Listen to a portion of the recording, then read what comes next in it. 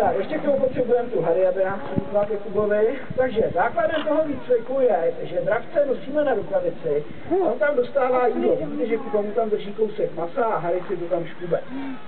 Dívá se dopředu? Tam a usmíje se. Další fází toho výcviku je, že dravce posadíme na vyvýšené místo. Matějova hlava.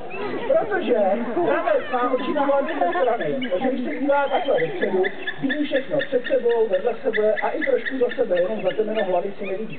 Na takovém místě, jako je Matějova hlava, se dravec uklidí. Kuba odejde jenom metr daleko, ukáže rukavici s kouskem masa, dravec si přeskočí, sežene to maso a zjistí, že udělal dobře. Nebo ho dáme na vyvýšené místo. Kuba jde dál a přeletí na větší vzdálenost. A čím déle toho dravce křičí, tím větší jsou tím vzdálenost. Matějovi se rukavici. Teďka dám tady Matějovi na ruku rukavici. Co je důležité, je, že nyní dám kousek masa.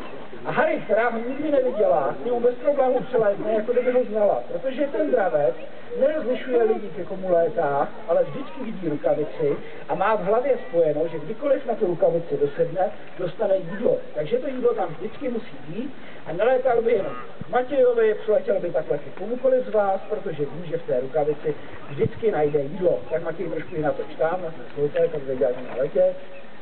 Kdo se jí nechce, tak si budeš muset asi domů. Kdo se jí nechce, tak když se jí nechce, tak my to děláme jinak, víš já. Tak jí trošku pomůžeme, výborně. Tak, a teď naposledy, ještě k tobě. Tak, já se teďka zeptám, je těžká? Ani moc ne, každý kluk řekne, že ne. Má 1200 gramů, plus rukavice je to asi 1,5 kg, protože Matěj dostal malou rukavici, my máme tučem velkou. Takže počkáme až tak 20 vteřin, zeptám si to znova. Začíná být těžká, že?